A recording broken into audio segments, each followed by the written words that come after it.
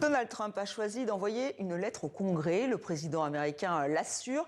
Les hostilités avec l'Iran sont terminées. Il n'a donc plus besoin d'avoir une autorisation des élus pour prolonger ce conflit, ce qui ne l'a pas empêché de menacer le pouvoir iranien, bien au contraire. On fait le point avec Luc Hurtel. Donald Trump continue de souffler le chaud et le froid sur la potentielle reprise des hostilités avec l'Iran.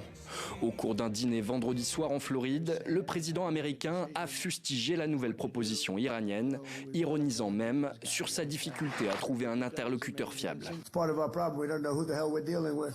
Ça fait partie de notre problème. On ne sait pas du tout à qui on a affaire. On appelle, c'est Mohamed Intel, et je lui dis « Vous êtes un dirigeant ? On cherche un dirigeant. » C'est le seul pays au monde où personne ne veut être dirigeant, vous savez. Pour exprimer son mécontentement au sujet des pourparlers de paix, le chef de l'une des premières puissances nucléaires mondiales avait même plus tôt dans la journée menacé la République islamique d'Iran d'une option radicale. Est-ce qu'on veut les pulvériser une fois pour toutes ou est-ce qu'on veut essayer de conclure un accord? Telles sont les options. Vous voulez aller les pulvériser? Je ne préfère pas. Pour une raison d'humanité, je ne préfère pas. Mais c'est une option. Voulons-nous intervenir massivement et les anéantir ou voulons-nous faire quelque chose d'autre? Leur direction est très désorganisée.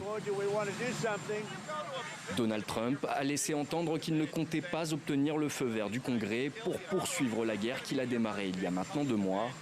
Dans une vidéo diffusée par les médias d'État, le chef du pouvoir judiciaire iranien assure que l'Iran reste ouvert au dialogue, mais rejette toute politique imposée sous la menace.